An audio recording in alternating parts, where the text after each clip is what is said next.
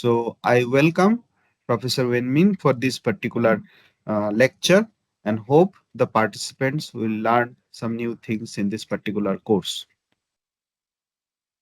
Over to you, sir. Okay, very good morning to everyone. Firstly, I want to thank you again for coming to attend this lectures. So today I'm going to share with you guys some research outcome conducted by our group.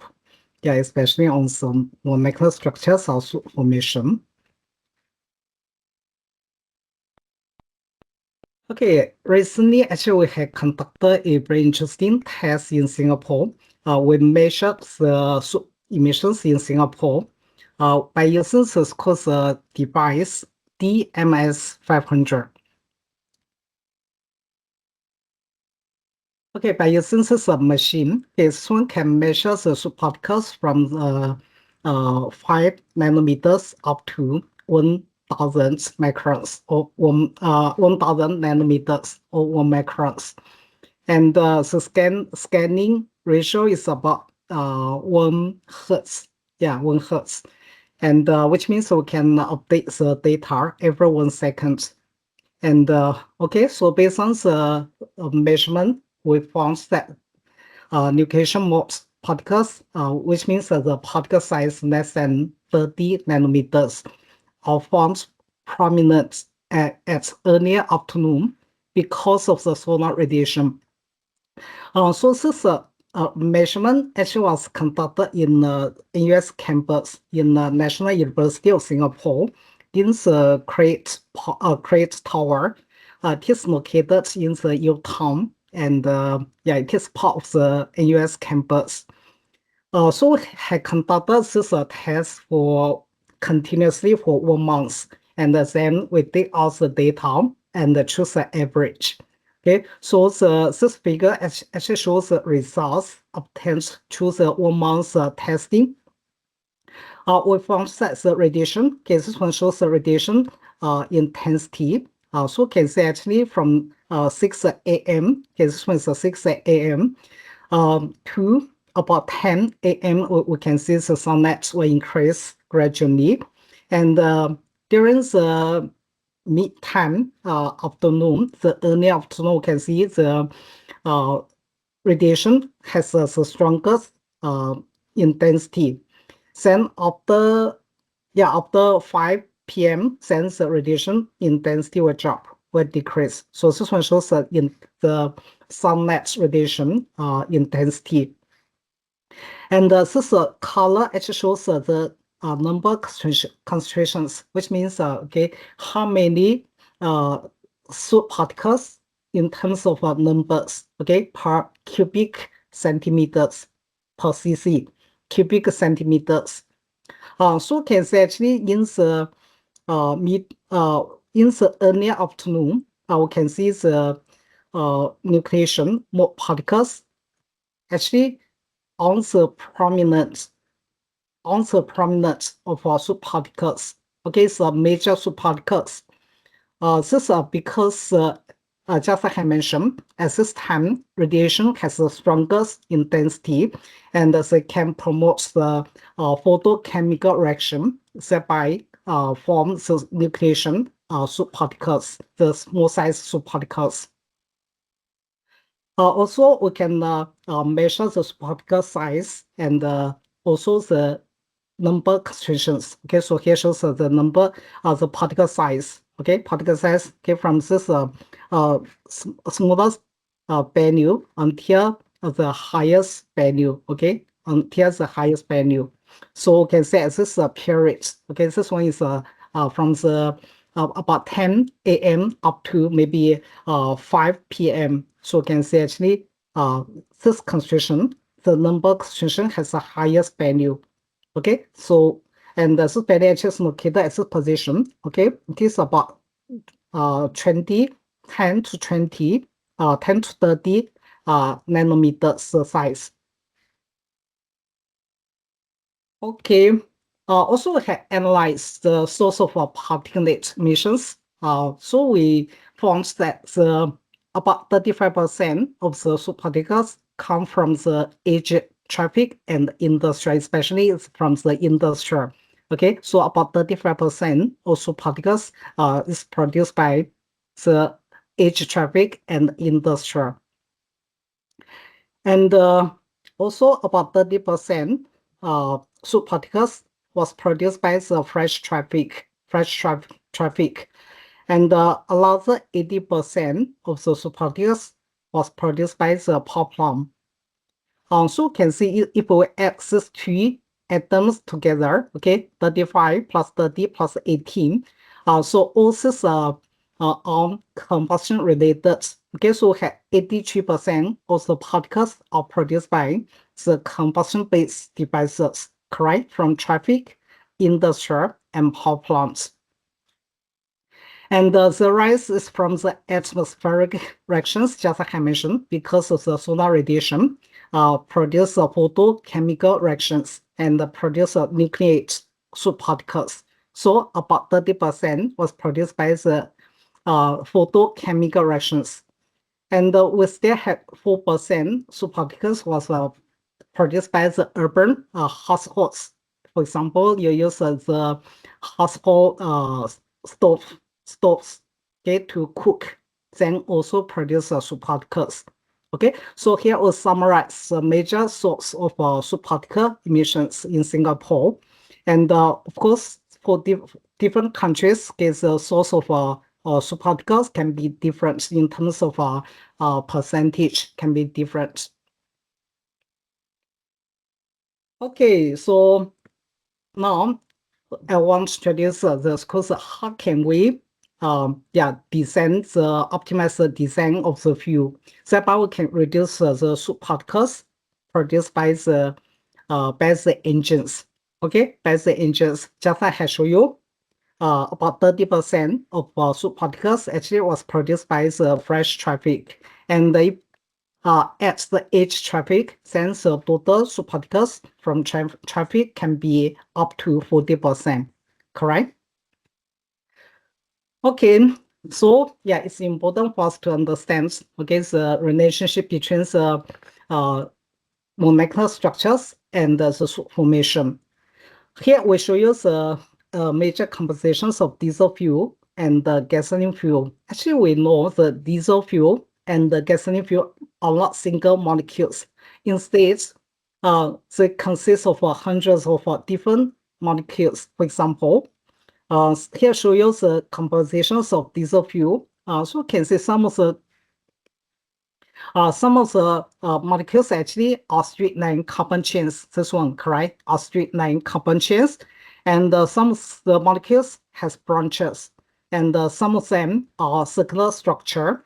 And some of them has a combination of a circular structure and also has a branch. Okay, straight line carbon chains, correct? And also some of them has double bond. Okay, this one means a double bond. Okay, so we can say actually for different even for the diesel fuel and the gasoline fuel, actually each of them are consists of more than 100 different compositions. As we know, when the molecular structure is different and the physical chemical properties also will be changed, correct? And thereby will affect the subsequent combustion process and result in different emissions. Okay, result in different emissions. So it's important for us to understand the relationship between the different molecular structure and the major emissions, especially the soot emissions. Okay, so this one is the motivation for this investigation. We hope to find out the relationship between the fuel's molecular structure and the combustion process, as well as the soot emissions. And also, we hope to investigate the impact of various fuel additives on the soot emissions. How can we optimize the design of the fuel, thereby can minimize the soot emissions? Okay, so here is shows the experimental setup for this investigation. Actually, it's very simple in setup. The setup consists of three major components. Okay, so first one is the air burner. Okay, so the air burner is able to produce a flame, okay, diffusion flame at different heights. It can adjust the height. Okay, for example, here we show you the image, the flame produced by inhabitant with different heads. Okay, you can adjust the fuel supply speed, supply rate. Okay, so by way you can adjust the head of the flame. Okay, so this one is for the inhabitant, and this one, the bottom one is for hexadecan. Okay, hexadecan. So the first one is the air burner. We can produce a stable diffusion flame. The second one is a sample system. Okay, this one is a sample system. We can take samples from the flame uh, at any location. Okay, we can take samples and from any location of the flame. Then we can use this DMS 500 to measure the soot particle size and also measure the soot particle number concentrations. Okay, the number concentrations and the soot particle size. So here we show you the basic setup. Okay, it's very simple. Three major components. One is the air burner. Second one is the sampling system. The third one is the DMS 500 used to analyze the soot particle size and the soot particle number concentrations. Okay, so here we show you the sampling of soot particles in the flame at different heights. Okay, so we can see this is the first one. This one actually is the samples. The samples were taken at 10 mm. HAB means the height above the burner. Okay, HAB is the height above the burner. Okay, so it's a 10 mm position. So you can see as the lower position, the soot particles are basically quite small in size, and also the numbers concentrations also is small in the concentration. Correct. With the increase of the flame heads, we can see more and more soot particles will be produced. At the same time, the diameter also increase. Okay, from 11.8 increase to 15.4 nanometers. Okay, as the heads further increase to 20 mm, then we can see the soot particle size will be further increased to about 20.4 nanometers. And then with the flame head further increased to 25 mm, then the soot particle size reaches the maximum value. It is about 28.3 nanometers. 31 HAB. Then we can see the soot particle size will decrease. Okay, the size will decrease, which means the oxidation occurs on the surface of the soot particles, thereby reduce the size of the soot particles.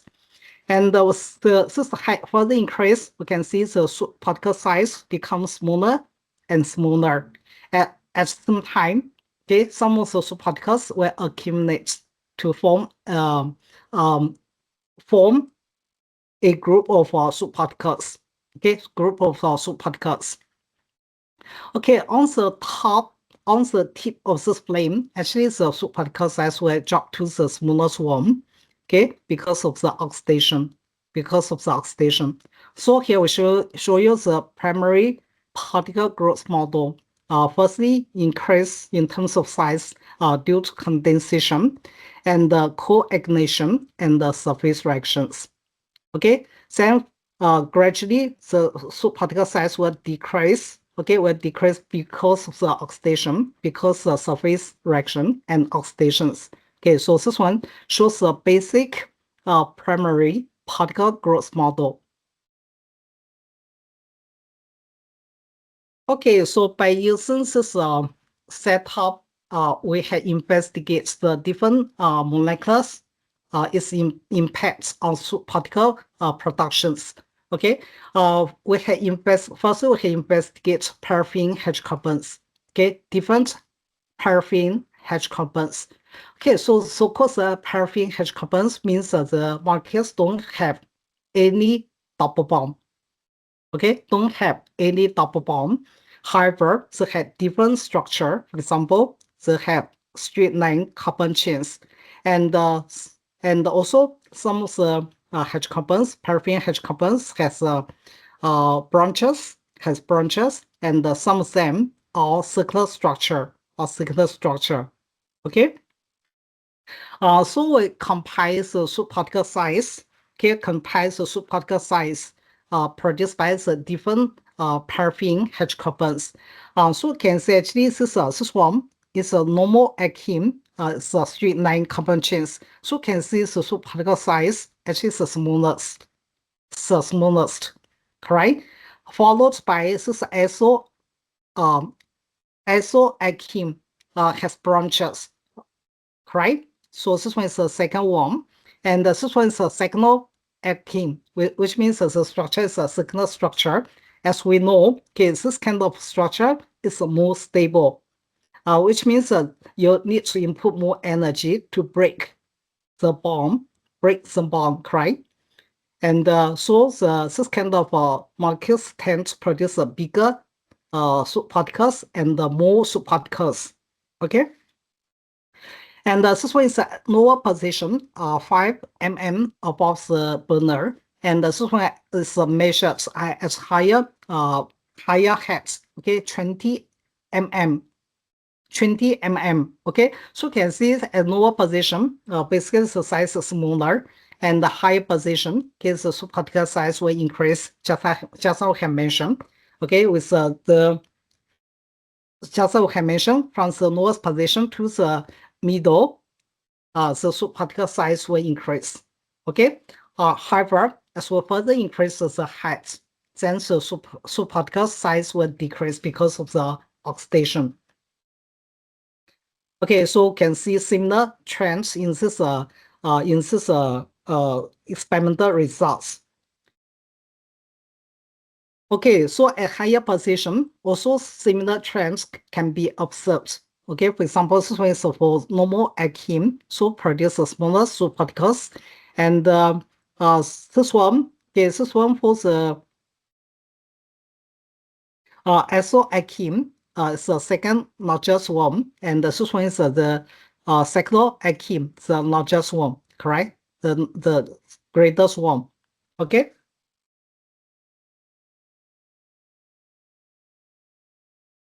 Okay, the next one we can investigate is aromatic hydrocarbons. So what kind of molecules is called the aromatic hydrocarbons? I'm not sure whether you guys know what is the aromatic hydrocarbons. Can you tell us the difference between the parametric, okay, paraffin hydrocarbons and aromatic hydrocarbons? Anyone knows the difference between these two different hydrocarbons? Cyclic hydrocarbons with double bond. Yes. Okay, great. Yeah. So actually, we can easily see from all these molecules. So all these molecules has double bond, correct? This one, the taurine has three double bond, and the tetraene also has three double bond, correct? All these two, okay, these two molecules also have three double bond. Okay, so any compositions or any molecules with a double bond, we can call this kind of hydrocarbons as aromatic hydrocarbons. Okay, and as we know, with double bond, which means the attraction force between the different atoms will become stronger, correct? Thereby will be more difficult to break the bond, to break the molecules. Okay. Just like we have mentioned, okay, the stronger the bond, the greater energy you should input to break, and the also the easier for this kind of molecules to form subparticles. Okay, so here we show you the subparticles produced by these four types of molecules, and taurine, tetraene, TMB and beauty benzene, okay, or BB. So you can see the difference between these four molecules. This one has a long tail, correct? A long tail or a long branch. And this one has a small, has three short branches, and this one has one short branch. And this one don't have any branches, correct? Consists of two circle, correct? Two circle. So actually comprises of four different molecules. You can easily understand. Okay, this one is the most stable, correct? Okay, this one is the most stable. And this one is the least stable molecules because this very long branch can be easily break. Okay, can be easily break. So from the soot particles form produced by these four different aromatic hydrocarbons, we can also understand this one. So this one is supposed BB, correct? So we can see the soot particles produced by this kind of molecules is a smallest one, followed by this one and this one. And this tetraene produces the biggest soot particles because this one is the most stable and it's more difficult to break, correct? Okay, the next one is comprise the difference between the aromatic hydrocarbons and the paraffin. So have choose two different paraffin. One's inhabitant. Inhabitant actually is one of the major compositions for diesel fuel, correct? For diesel fuel. And the next one is toluene. Toluene has double bond. It's a major aromatic compositions. So actually we comprise the soot particles produced by the pure heptane and it's blend fuel with toluene. So toluene only contains 5% up to 50%. Okay, 15%. So here we show you the molecular structures. Is inhabitant is 3 carbon chains. Toluene is an aromatic structure, correct? Aromatic and the circular structure. So you can see the pure. Okay, these four figures actually shows the different height, different heights. Okay, this one is 10 mm above the burner, and this one is 80 mm above the burner. Okay, this one is 26, and this one is 34. Okay, 34 mm. So compare this one. So can this one is a pure inhabitant, correct? 100% inhabitant. So can see the subparticle numbers actually the smallest, much smaller than the rest. Okay, this one is a 5% toluene, 95% inhabitant. This one increased to 10% toluene, and this one further increased to 50% toluene. So you can easily understand with the increase of toluene, with increase of toluene from 5% up to 50%, so you can see the soot particles produced by the flame will increase significantly, correct? Will increase significantly. Actually, from here to here, it is increased by more than 15 times. Okay, more than 50 times, correct? And also, yeah, these are number concentrations. Okay, this one is the particle size. Also, the particle size also increase with the increase of toluene percentage. So both the particle size and the number of particles will increase. Okay, will increase. Okay, this one is at 18 mm above the burner. Okay, so again, we can see similar trends. We can see similar trends, correct?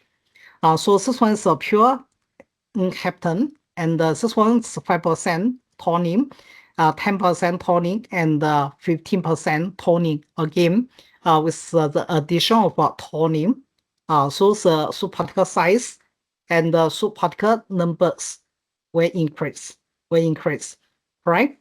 And if we compare this one and this one, then we can see because the flame has increased, then we can see the subparticle size also increase, correct? Also increase.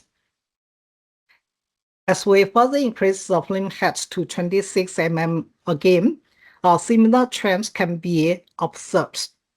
Okay, can be observed. However, okay, so firstly, soot particle size will increase. Okay, soot particle size will increase. However, actually the number concentrations does not increase. Okay, does not increase. Okay, and okay, this one is at even higher flame speed. Flame head. Okay, 34 mm. So we can see this one comparison with this one. Okay, so the soot particle size will further increase. However, the number concentrations will decrease. Number concentrations will decrease. Okay.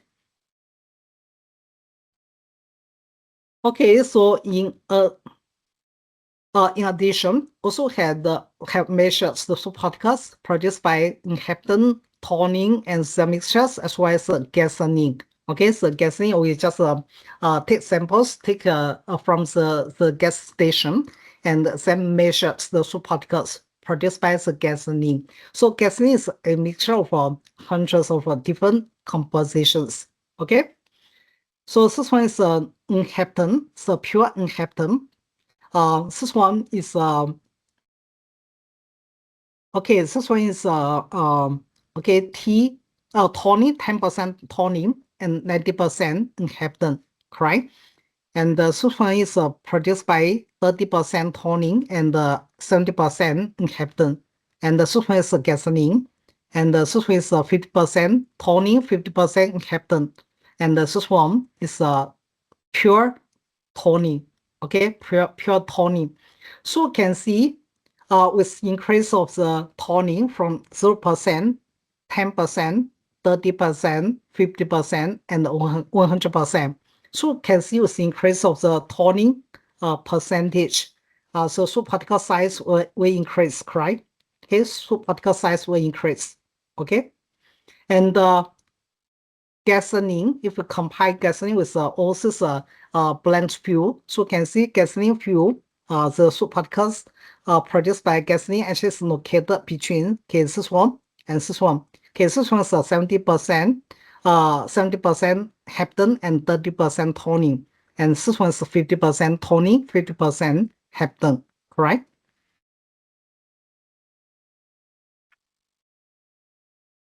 Okay, so next one I want to introduce is the online sampling system and laser diagnostic system. This one can help us to better analyze the spatial distribution of our soot particles. Okay, so this sampling, we use a sampling system, we use a GCMS. We can take samples from the flame at different locations from the flame, then analyze the compositions, analyze compositions.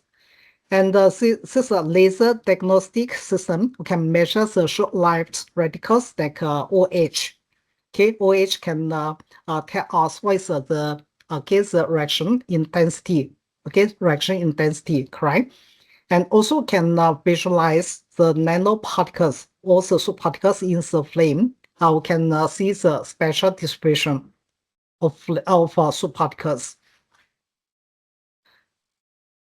Okay, so here we show you the soot particle distribution.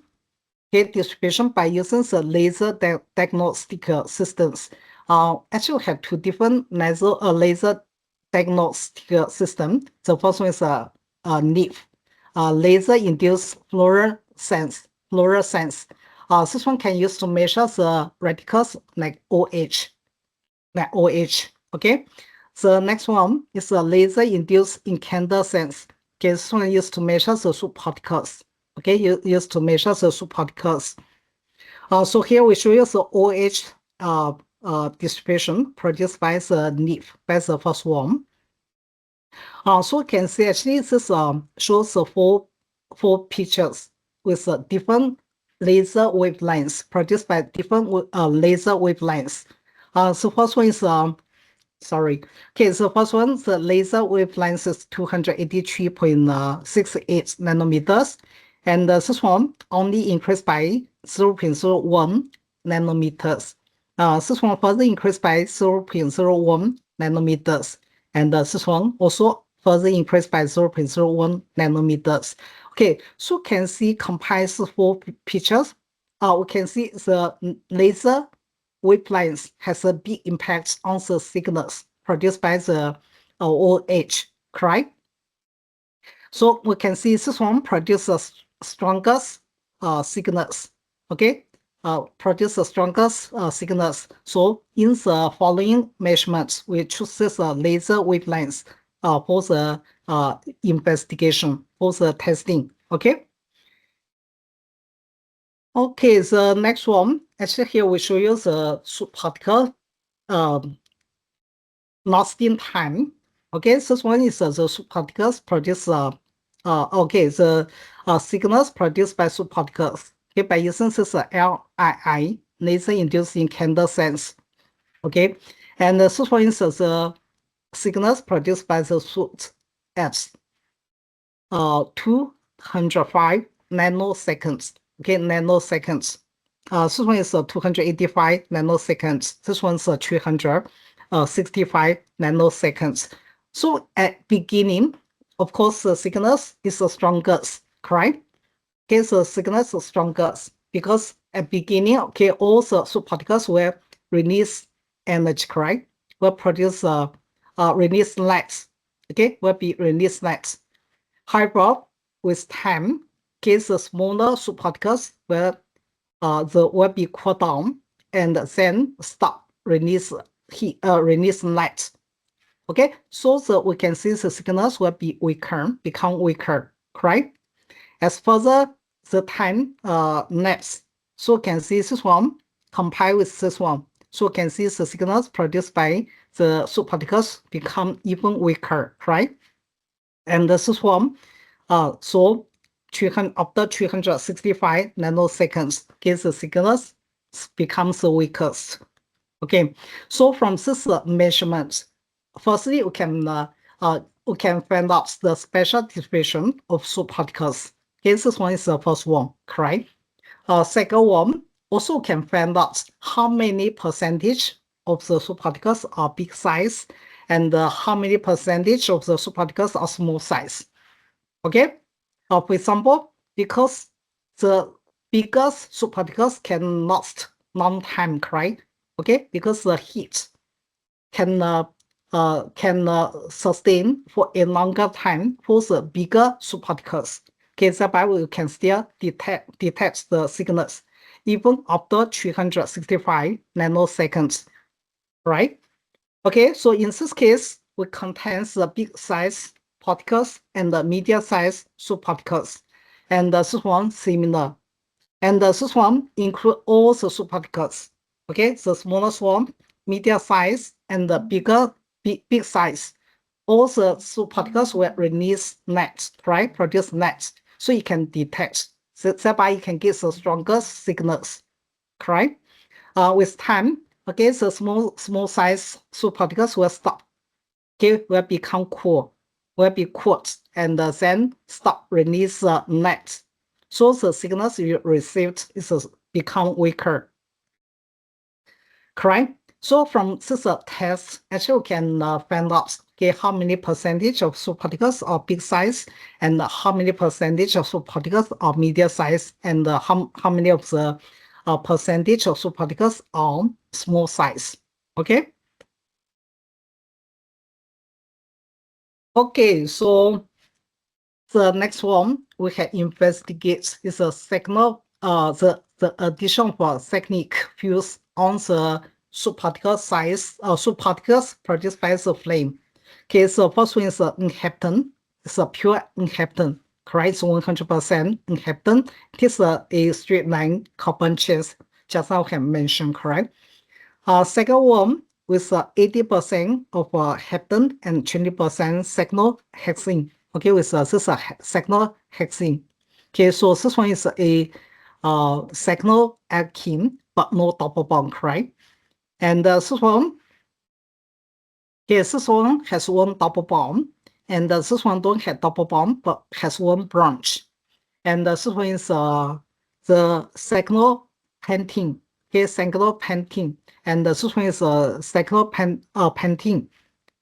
Okay, this one is cyclopentene with double bond, So can combine the soot particles produced by the 6 different fuels. Okay, this one is a pure heptane. This is 80% heptane, 20% cyclohexene. This one also 80% heptane and 20% for cyclohexene. Also, the rest similar. Okay, 80% 80% heptane and 10% of addition fuel. Okay, so compare this results, we can easily find out. Okay, this one produce the strongest, produce the highest soot emissions, correct? The highest soot emissions. So we can see the color is the deepest, which means that the soot particle concentrations is the highest. Okay, and followed by this one, because this one again has a double bond, correct? So from this comparison, also can easily understand any molecules with double bond will promote the formation of soot particles, correct?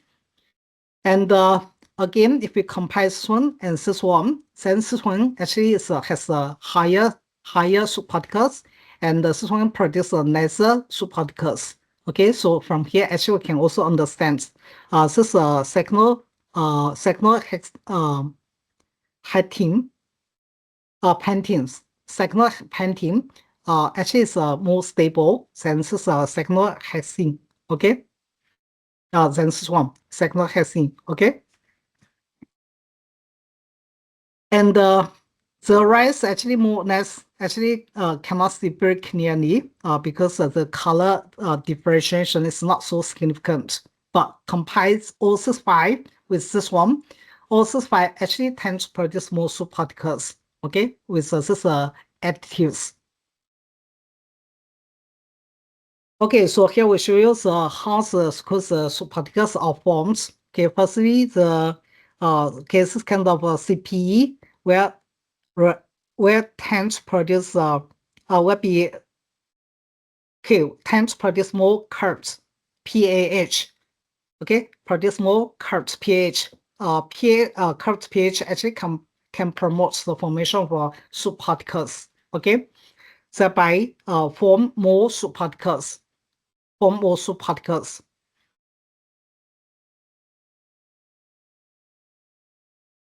Okay, so next one I want to introduce is POD or sooting reductions. Recent years, actually, POD has been discussed widely in the transportation industry.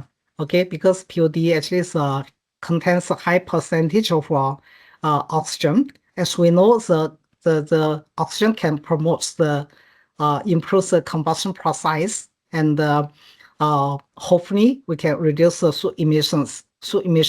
Correct? Okay, so we can compare the POD with some other few additives. Okay, first one, this is the first graph actually show you the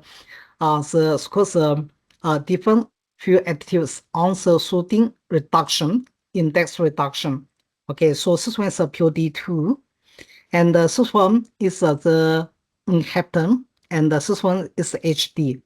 Okay, HD is a C16, H34, and heptane's molecules C7 and H16. And this one's the structure for the POD2.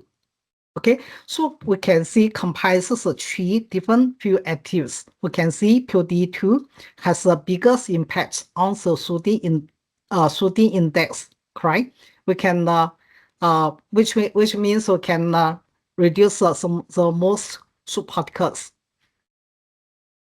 Okay, so compares to HEP and HD. We can see actually HEP has a bigger impact on the sooting index, correct?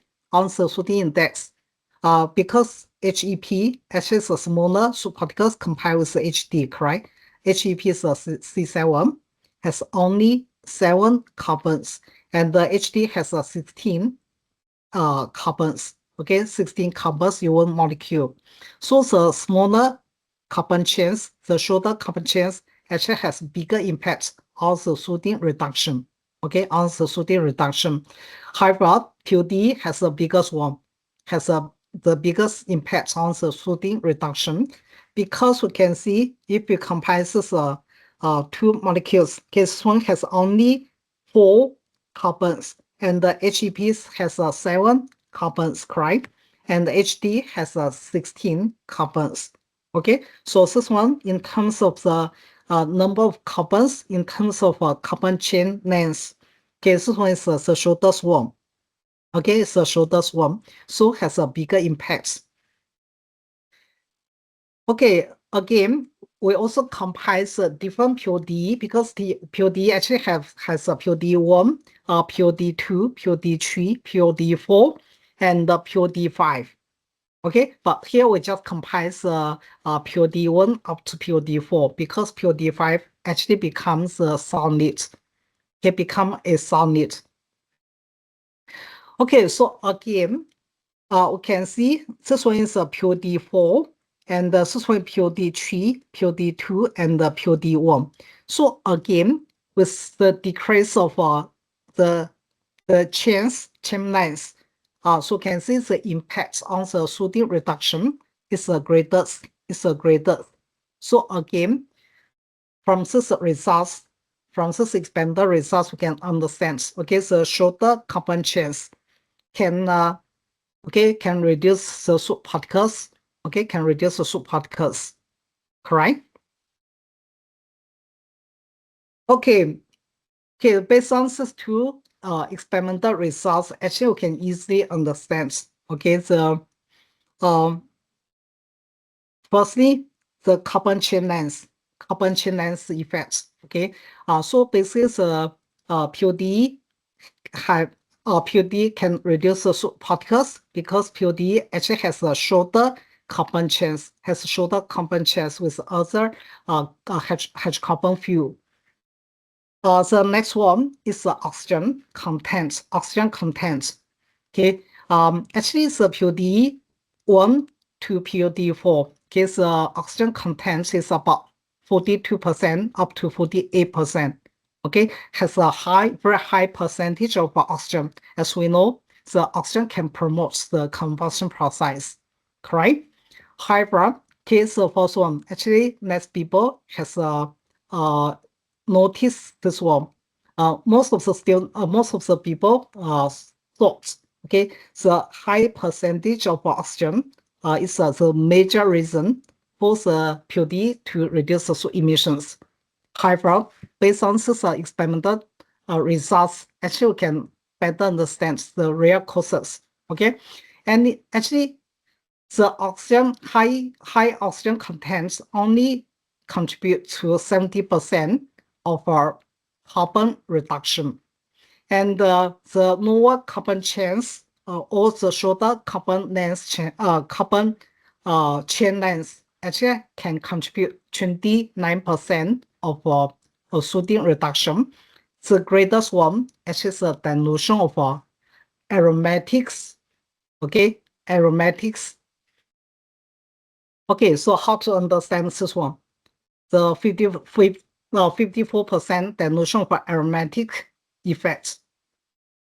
So how to explain this one? Anyone knows? Based on this two graph, can you deduce? Okay, why is okay? This is POD can dilute the aromatic content or aromatic percentage.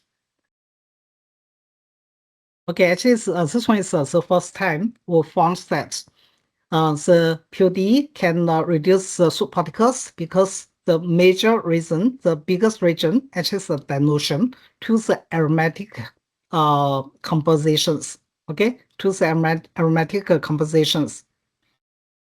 Okay, actually, it comprises three additives, HD, HEP, and POD. All these three additives don't contain any double bond. Okay, all these three additives don't contain any double bond.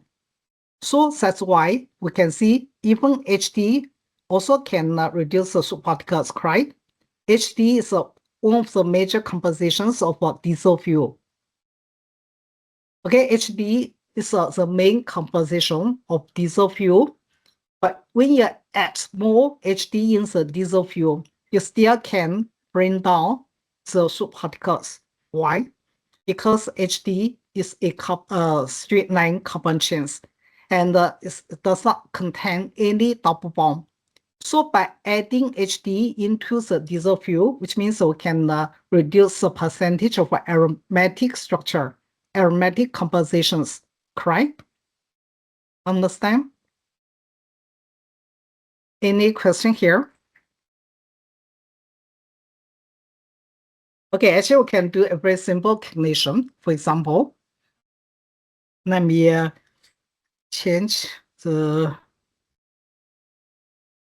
okay, let me do a very simple calculation. Assuming the diesel fuel contains about 28%, okay, 28%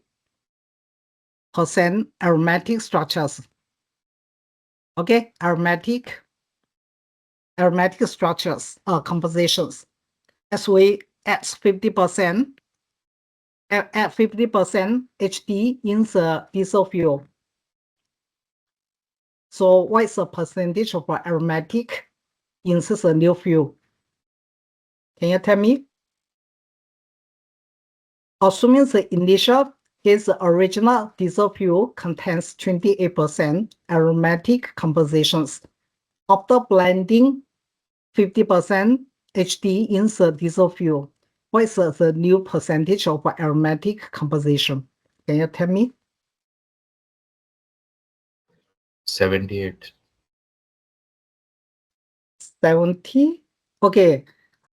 Oh, okay. Oh, okay. Yeah, maybe I didn't explain clearly. Yeah, you are right. Okay, yeah, with 100% diesel fuel, 50% diesel 50% HT. Okay, then will be dropped to the 2/3. Okay, 2/3, correct? Okay. However, actually at beginning, actually I want to mean, okay, at beginning, okay, original diesel is 100%, for example, 100 grams, okay? And by adding another 100 HD, then what is the percentage of aromatic compositions?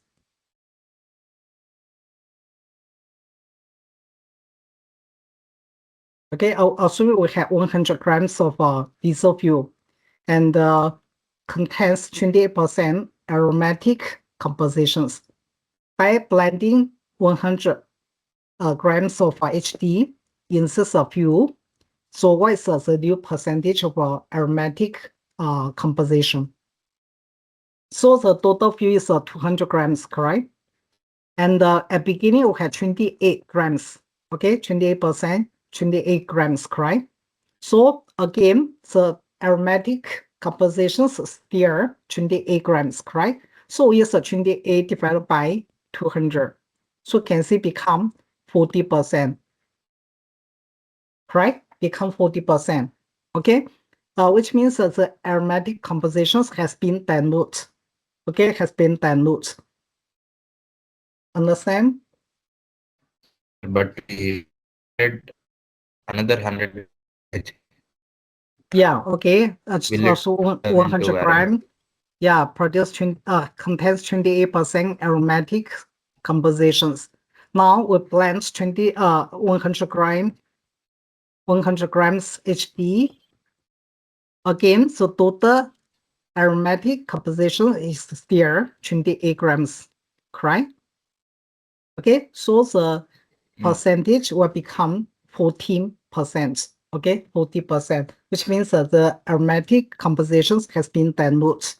Okay, so based on this test, actually we can understand. Okay, actually the dilution is the most important effect on the sodium reduction. Second major factors is the reduced carbon chain length. The last one is the high percentage of oxygen. Okay.